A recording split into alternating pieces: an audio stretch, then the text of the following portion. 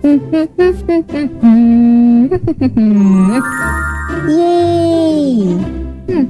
Udah bersih nih.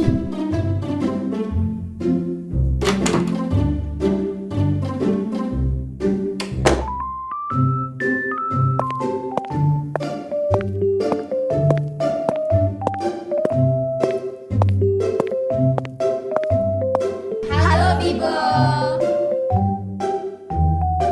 Hah? Oh, halo. Ada yang bisa Bibo bantu? Kami mau cari buku, Bibo. Kalian mau cari buku apa? Buku yang membahas efisiensi pasar dan surplus. Wah, kebetulan nih. Bibo baru aja selesai bersihin rak buku terkait materi itu. By the way, kalian dapat tugas ya? Iya Bibo, kami dapat tugas terkait matkul itu untuk presentasi sih. Mau Bibo bantu nggak? Karena kebetulan di rombong belajaran ada video yang mengajarkan tentang efisiensi pasar dan surplus. Memang boleh Bibo. Boleh dong. Terima kasih Bibo. Nah, kalau begitu ikuti Bibo yuk. Oke Bibo.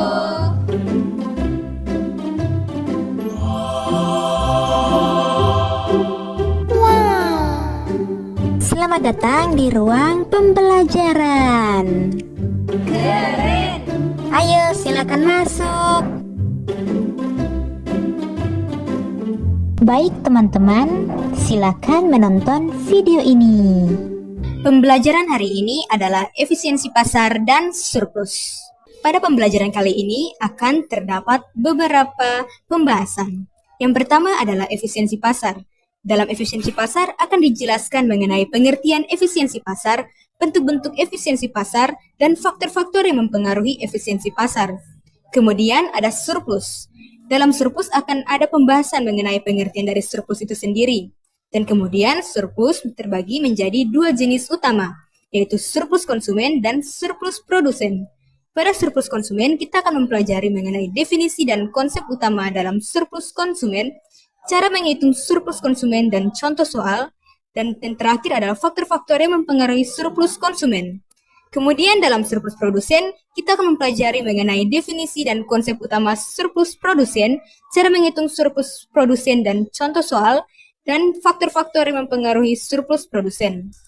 Kemudian yang terakhir adalah surplus total, adalah gabungan antara surplus konsumen dan surplus produsen. Di sini akan mempelajari terkait definisi dan konsep surplus total, dan kemudian cara menghitung surplus total dan contoh soal. Kemudian yang terakhir adalah studi kasus dan sesi tanya jawab. Baik, pembahasan pertama adalah efisiensi pasar. Pengertian efisiensi pasar. Efisiensi pasar adalah kondisi di mana harga barang atau jasa atau saham di pasar menggambarkan segala informasi yang ada secara umum dengan akurat dan tersedia secara merata kepada seluruh pelaku pasar, sehingga tidak ada yang bisa mendapatkan keuntungan lebih besar hanya karena tahu informasi lebih dulu dari orang lain. Contoh, jika semua penjual dan pembeli tahu bahwa harga dari sebotol air mineral 500 ml, misalnya Rp5.000 per botol, maka tidak ada yang akan menjual terlalu mahal karena pembeli akan tahu dan tidak mau membelinya jika terlalu mahal. Juga tidak ada yang bisa membeli terlalu murah karena penjual juga tahu harga yang wajar. Nah, kondisi seperti itulah yang disebut efisien, karena informasi harga tersedia untuk semua orang. Harga sudah mencerminkan informasi tersebut dan tidak ada pihak yang bisa menipu pasaran. Selanjutnya adalah bentuk-bentuk efisiensi pasar. Efisiensi pasar terbagi menjadi 3 bentuk. Yang pertama adalah efisiensi pasar bentuk lemah. Efisiensi pasar bentuk lemah terjadi apabila harga pasar mencerminkan seluruh informasi masa lalu, seperti data harga saham sebelumnya, volume perdagangan, serta pola pergerakan harga pada periode-periode sebelumnya. Sehingga orang tidak bisa menebak harga di masa depan hanya dari data lama. Yang kedua, efisiensi pasar bentuk setengah kuat. Pada bentuk ini, harga pasar tidak hanya mencerminkan informasi masa lalu, tetapi juga seluruh informasi yang tersedia untuk umum atau publik. Informasi tersebut meliputi laporan keuangan perusahaan, pengumuman kebijakan pemerintah, berita ekonomi, dan informasi publik lainnya. Artinya, harga pasar akan segera menyesuaikan diri terhadap setiap informasi baru yang diumumkan secara terbuka. Yang ketiga adalah efisiensi pasar bentuk kuat. Efisiensi pasar bentuk kuat menyatakan bahwa harga pasar telah mencerminkan semua informasi yang tersedia, baik yang bersifat publik maupun informasi pribadi, private atau insider information. Dengan demikian, bahkan pihak dalam perusahaan atau insider sekalipun tidak dapat memperoleh keuntungan di atas rata-rata, karena seluruh informasi termasuk yang tidak dipublikasikan telah tercermin dalam harga pasar. Kemudian ada faktor-faktor yang mempengaruhi efisiensi pasar. Terdapat 4 faktor utama yang mempengaruhi efisiensi pasar. Yang pertama adalah ketersediaan dan persebaran informasi. Pasar bisa efisien kalau informasi tersedia secara lengkap, akurat, dan cepat untuk semua pelaku pasar. Semakin banyak informasi yang tersedia, semakin efisien pasar. Contoh, kalau berita tentang kenaikan harga bahan bakar langsung diumumkan dan semua orang tahu, maka harga-harga di pasar akan cepat menyesuaikan. Tapi kalau hanya sebagian orang tahu lebih dulu, maka pasar tidak efisien karena akan ada pihak yang diuntungkan dan dirugikan. Kedua, pelaku. Kadang ada perusahaan besar yang bisa mengatur harga sesuka hati karena tidak punya banyak pesaing. Kalau itu terjadi, pasar jadi tidak berjalan dengan adil. Harga barang bisa jadi terlalu mahal dan terlalu murah, dan barang yang diproduksi pun tidak seimbang dengan kebutuhan masyarakat. Jadi, pasar dengan banyak pelaku akan memunculkan banyak pesaing sehingga lebih kompetitif dan menjadi efisien. Ketiga, perkembangan teknologi. Dengan adanya teknologi yang baik, maka akan membantu penyebaran informasi lebih cepat dan akurat. Juga memudahkan jual beli dan menurunkan biaya. Misalnya dengan internet, orang bisa belanja lebih cepat dan mudah membandingkan harga. Tapi di sisi lain, perusahaan teknologi besar bisa menguasai banyak data dan menjadi terlalu kuat. Kalau itu terjadi, pasar justru bisa jadi tidak seimbang lagi. Keempat, struktur pasar dan kebijakan pemerintah. Varian pada 2014 menjelaskan bahwa struktur pasar sangat mempengaruhi efisiensi. Pasar dengan persaingan sempurna biasanya paling efisien, karena tidak ada pihak yang bisa mengendalikan harga. Namun, dalam pasar yang tidak sempurna, campur tangan pemerintah melalui kebijakan atau regulasi justru dapat membantu meningkatkan efisiensi agar keseimbangan pasar tetap terjaga. Kita masuk pada surplus. Pengertian surplus. Secara umum, surplus berarti kelebihan atau keuntungan yang diperoleh dari suatu kegiatan ekonomi.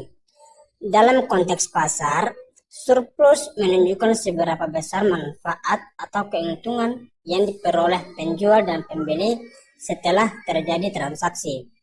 Nah, surplus ini dibagi menjadi dua, yaitu surplus konsumen dan surplus produsen. Yang pertama adalah surplus konsumen.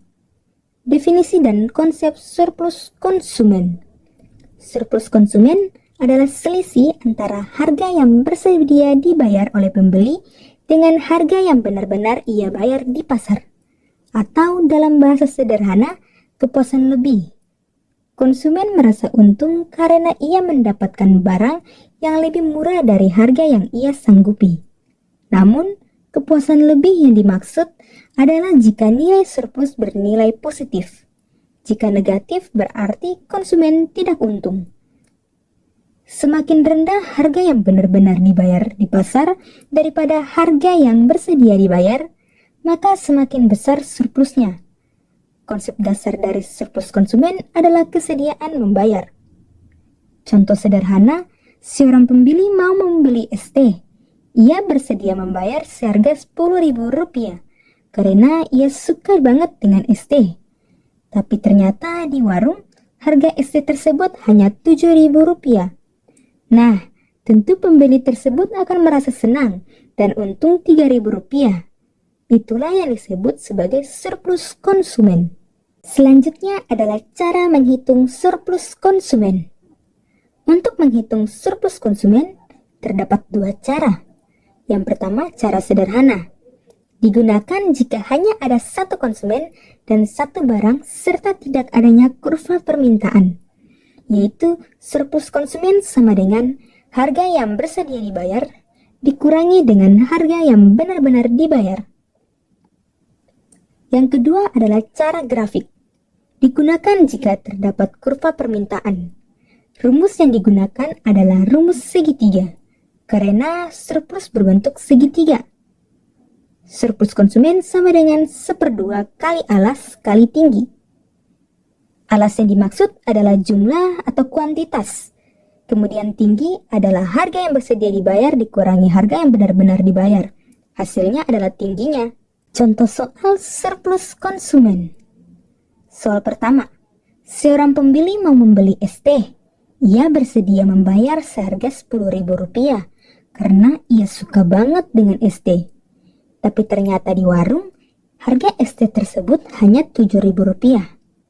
Tentukan surplus konsumen dari pembeli tersebut. Pada soal pertama, di sini kita menggunakan cara pertama, yaitu surplus konsumen sama dengan harga yang bersedia dibayar dikurangi harga yang benar-benar dibayar. Karena di sini konsumennya hanya seorang diri dan barang yang dibelinya pun hanya satu. Jawabannya, surplus konsumen sama dengan harga yang bersedia dibayar, yaitu Rp10.000. Kemudian dikurangi harga yang benar-benar dibayar, yaitu Rp7.000. Hasilnya adalah Rp3.000. Jadi, surplus konsumen dari pembeli tersebut adalah Rp3.000. Selanjutnya, soal kedua. Berikut data hubungan antara harga atau price dan jumlah atau kuantitas barang yang diminta konsumen terhadap teh botol. Harga pasar saat ini sebesar Rp4.000 per botol. Tentukan surplus konsumen. Di sini kita bisa lihat jurnalnya, yaitu harga dan jumlah barang yang diminta. Harga 2.000, jumlah barang yang diminta 8. Harga 4.000, jumlah barang yang diminta 6. Harga 6.000, jumlah barang yang diminta 4. Harga 8.000, jumlah barang yang diminta 2. Harga 10.000, jumlah barang yang diminta 0. Di sini kita bisa lihat tabelnya. Jadi, jawabannya dikarenakan harga pasar adalah Rp4.000, maka titik pertemuan berada pada jumlah 6. Tinggi sama dengan Rp10.000 kurang Rp4.000 sama dengan Rp6.000. Alas sama dengan 6. Jadi surplus konsumen sama dengan 1/2 kali 6 kali Rp6.000 sama dengan Rp18.000. Selanjutnya kita masuk ke faktor-faktor yang mempengaruhi surplus konsumen. Di sini ada 6 faktor yang mempengaruhi surplus konsumen. Yang pertama, harga barang atau jasa. Harga merupakan faktor paling langsung yang mempengaruhi surplus konsumen. Jika harga pasar turun, maka konsumen dapat membeli barang dengan harga yang lebih rendah dari ketersediaan membayar mereka, sehingga surplus konsumen. Sebaliknya, jika harga naik, maka sebagian konsumen akan kehilangan kesempatan membeli atau mendapatkan manfaat lebih kecil sehingga surplus konsumen menurun. Yang kedua, pendapatan konsumen. Perubahan pendapatan dapat mengaruhi seberapa besar seseorang bersedia membayar suatu barang.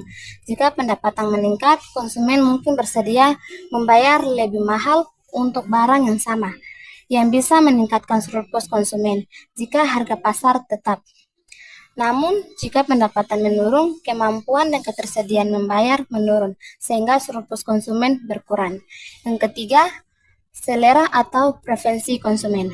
Selera konsumen terhadap suatu barang juga berpengaruh. Jika suatu barang menjadi lebih diminati atau populer, maka ketersediaan membayar meningkat, sehingga surplus konsumen bisa naik. Sebaliknya, jika minat terhadap barang tersebut menurun, maka nilai surplus konsumen ikut berkurang. Yang keempat, ketersediaan barang pengganti atau substitusi. Jika tersedia banyak barang pengganti dengan harga yang lebih murah, konsumen memiliki lebih banyak pilihan. Hal ini dapat meningkatkan surplus konsumen karena mereka lebih bisa membeli barang dengan manfaat yang sama tetapi harga lebih rendah. Namun, jika barang pengganti sulit ditemukan, konsumen terpaksa membeli dengan harga tinggi sehingga surplus menurun. Yang kelima, perubahan teknologi dan efisiensi produksi.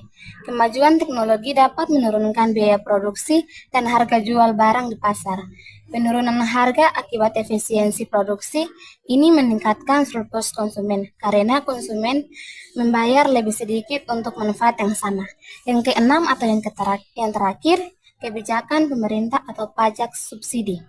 Pajak yang dikenakan pada barang tertentu biasanya membuat harga jual naik, sehingga surplus konsumen berkurang. Sebaliknya, subsidi dari pemerintah dapat menurunkan harga barang yang akan meningkatkan surplus konsumen. Definisi dan konsep surplus produsen. Surplus produsen adalah selisih antara harga yang benar-benar diterima oleh produsen dari penjualan produk dengan harga minimum yang bersedia mereka terima untuk menghasilkan produk tersebut. Atau dalam bahasa sederhana, ini adalah keuntungan ekstra yang didapatkan produsen. Produsen merasa untung karena bisa menjual produk lebih mahal daripada biaya produksi minimal yang mereka tetapkan. Namun, keuntungan ekstra yang dimaksud adalah jika nilai surplus bernilai positif. Jika negatif, berarti produsen tidak untung. Konsep dasar dari surplus produsen adalah harga minimum. Contoh sederhana, seorang penjual buah mau menjual 1 kilo mangga, asalkan harganya minimal Rp10.000. Tapi ternyata harga pasar Rp15.000 per kilo. Maka penjual mendapat keuntungan tambahan Rp15.000 dikurangi dengan Rp10.000. Hasilnya adalah Rp5.000. Nah, Rp5.000 itulah yang disebut surplus produsen. Selanjutnya adalah cara menghitung surplus produsen.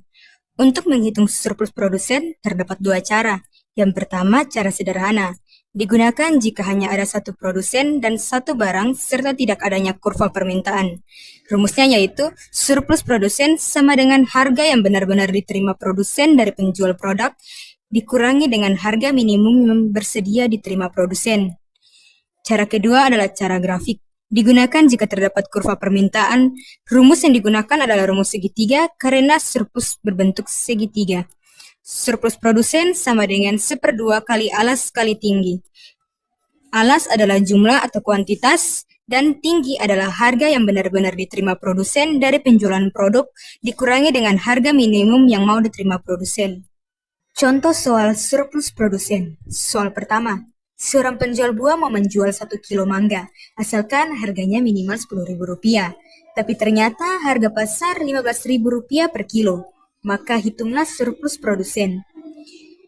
Pada soal pertama kita menggunakan cara pertama, yaitu surplus produsen sama dengan harga yang benar-benar diterima produsen dari penjualan produk dikurangi harga minimum yang bersedia diterima produsen. Maka 15.000 dikurangi dengan 10.000, hasilnya adalah 5.000. Jadi surplus produsen adalah Rp5.000. Selanjutnya soal kedua.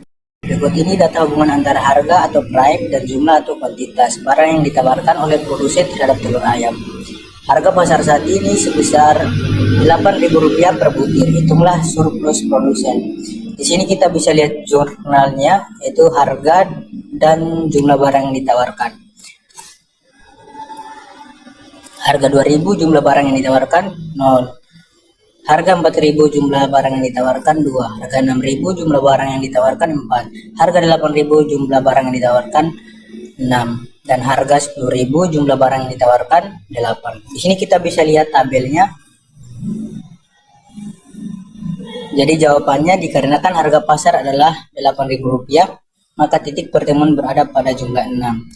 Tinggi Rp8.000 kurang Rp2.000 sama dengan Rp6.000.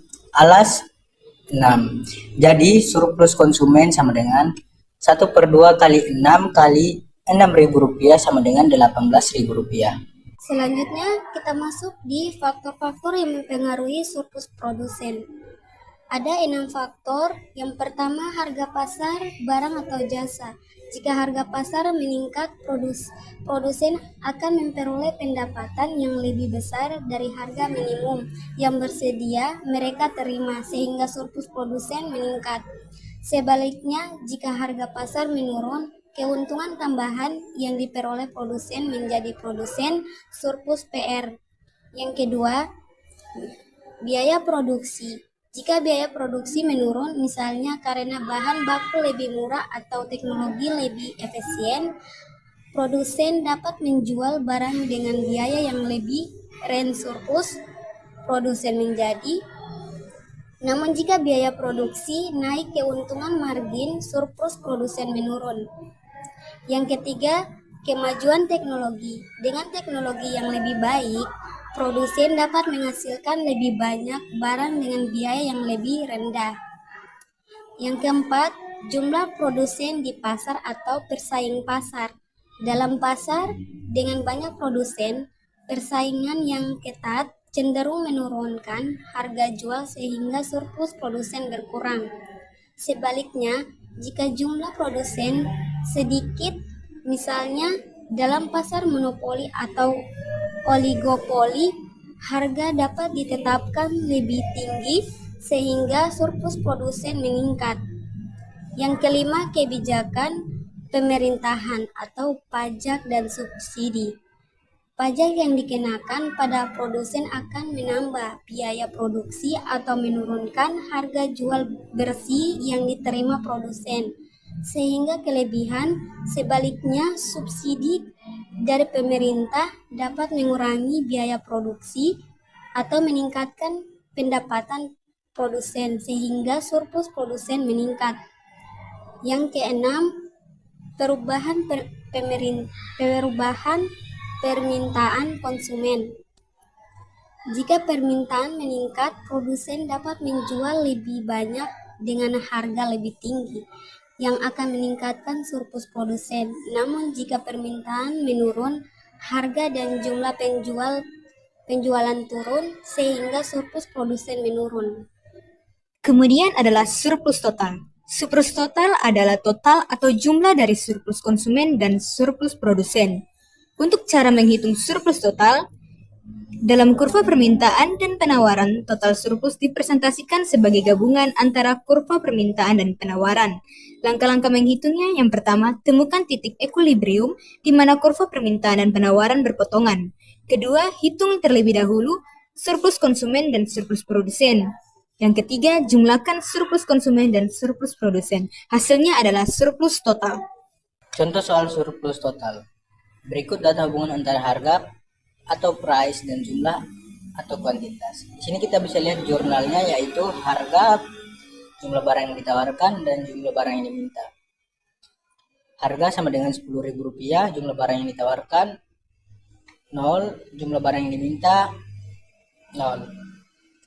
Harga Rp8.000, jumlah barang yang ditawarkan 6, jumlah barang yang diminta 2. Harga Rp6.000, jumlah barang yang ditawarkan 4, jumlah barang yang diminta 4. Harga Rp4.000, jumlah barang yang ditawarkan 2, jumlah barang yang diminta 6. Harga 2, jumlah barang yang ditawarkan 0, jumlah barang yang diminta 8. Di sini kita bisa lihat tabelnya. Jadi jawabannya adalah titik equilibrium di mana harga keseimbangan adalah Rp8.000, jumlah barang 6. Surplus konsumen sama dengan tinggi Rp10.000 kurang Rp4.000 sama dengan Rp6.000, alas 6. Jadi surplus konsumen sama dengan 1/2 kali 6 kali Rp6.000 sama dengan Rp18.000. Surplus produsen sama dengan tinggi Rp8.000 kurang Rp2.000 sama dengan Rp6.000, alas sama dengan 6. Jadi surplus produsen sama dengan 1/2 kali 6 kali Rp6.000 sama dengan Rp18.000. Surplus total, surplus konsumen sama dengan surplus produsen. Surplus total sama dengan Rp18.000, surplus konsumen sama dengan Rp18.000. Rp18.000 ditambah Rp18.000 sama dengan Rp36.000. Studi kasus, efisiensi pasar dan surplus. Yang pertama, latar belakang kasus. Gula adalah komoditas penting di Indonesia. Saat ini, pemerintah memisahkan pasar gula menjadi dua. Yang pertama, pasar gula konsumsi atau GKP untuk rumah tangga. Yang kedua, pasar gula industri atau GKR untuk pabrik makanan dan minuman. Kebijakan pemisahan ini dibuat untuk mengendalikan inflasi, namun justru menciptakan ketidakseimbangan dan inefisiensi di pasar. Yang kedua, permasalahan utama, inefisiensi akibat pemisah pasar. Berikut adalah bukti nyata ketidakseimbangan yang terjadi sebelum penyatuan pasar. Permasalahan yang pertama, kesenjangan harga yang lebih jelas. Harga gula konsumsi atau GKP 12.500 per kilogram. Harga gula industri atau GKR 7.400 per kilogram. Selisih harganya sangat jauh, yaitu 5.100 per kilogram. Permasalahan yang kedua, konsumsi tidak terpenuhi, produksi tidak optimal. Pada harga 12.500, konsumsi masyarakat adalah 3,152 juta ton. Namun, produksi GKP dalam negeri hanya 2,45 juta ton. Akibatnya terjadi kekurangan pasokan atau shortage sebesar 0,702 juta ton untuk memenuhi permintaan konsumen. Permasalahan yang ketiga, hilangnya potensi pasar atau kehilangan agregat demand. Total potensi permintaan gula nasional sebenarnya mencapai 6,152 juta ton. Karena struktur pasar yang terpisah, permintaan efektif yang tercipta di pasar konsumsi hanya 3,152 juta ton. Artinya, pasar kehilangan potensi permintaan sebesar 3 juta ton. Ini adalah bentuk inefisiensi pasar yang sangat besar. Permasalahan yang keempat yaitu surplus yang tidak merata. Konsumen rugi, terpaksa membeli gula konsumsi dengan harga yang tinggi, sehingga surplus konsumen mereka menurun drastis. Produsen gula lokal atau PGGKP tidak efisien. Meski mendapat harga jual tinggi 12.500, biaya produksi mereka juga sangat tinggi karena faktor usia pabrik tua dan produktivitas rendah, sehingga keuntungan tidak optimal. Produsen gula rafinasi atau PGGKR diuntungkan. Mereka bisa membeli bahan baku gula mentah impor dengan harga murah dan menjual ke industri dengan harga yang lebih rendah dari GKP, namun masih mendapatkan keuntungan. Selanjutnya, pasar yang terpecah. Pasar GKP harga tinggi 12.500, tapi pasokan sedikit, konsumen dirugikan.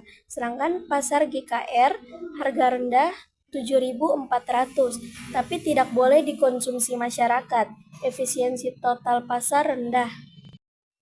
Selanjutnya, analisis keseimbangan baru dengan penyatuan pasar. Kebijakan yang diusulkan adalah menyatukan pasar gula konsumsi dan industri. Apa yang terjadi? Yang pertama, terbentuknya harga keseimbangan baru.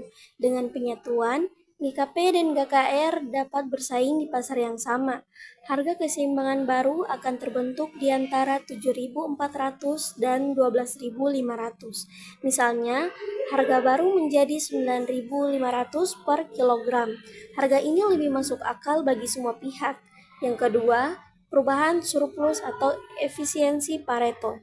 Bagi konsumen, harga gula turun dari 12.500 menjadi 9.500, surplus konsumen meningkat sangat signifikan. Mereka lebih sejahtera. Sedangkan bagi produsen GKR, harga jual mereka naik dari 7.400 menjadi 9.500. Surplus produsen GKR juga meningkat. Bagi produsen GKP, harga jual mereka turun dari 12.500. Ini bisa mengurangi surplus mereka. Namun, tekanan kompetisi ini akan memaksa mereka untuk berinovasi dan meningkatkan efisiensi agar bisa bertahan. Secara total, peningkatan surplus konsumen dan produsen GKR lebih besar karena penurunan surplus produsen GKP, sehingga total kesejahteraan masyarakat atau social welfare meningkat. Inilah yang disebut peningkatan efisiensi Pareto. Selanjutnya ada pasar yang menyatu. Satu pasar gula, terbentuk harga keseimbangan baru yang lebih wajar. Konsumen senang karena harga turun. Pasar lebih efisien karena permintaan dan penawaran bertemu secara alami. Persaingan menjadi lebih sehat dan mendorong inovasi. Yang terakhir, kesimpulan dan rekomendasi kebijakan. Kebijakan pemisahan pasar gula terbukti menyebabkan inefisiensi alokatif yang ditandai dengan kesenjangan harga besar, kekurangan pasokan, dan hilangnya potensi permintaan.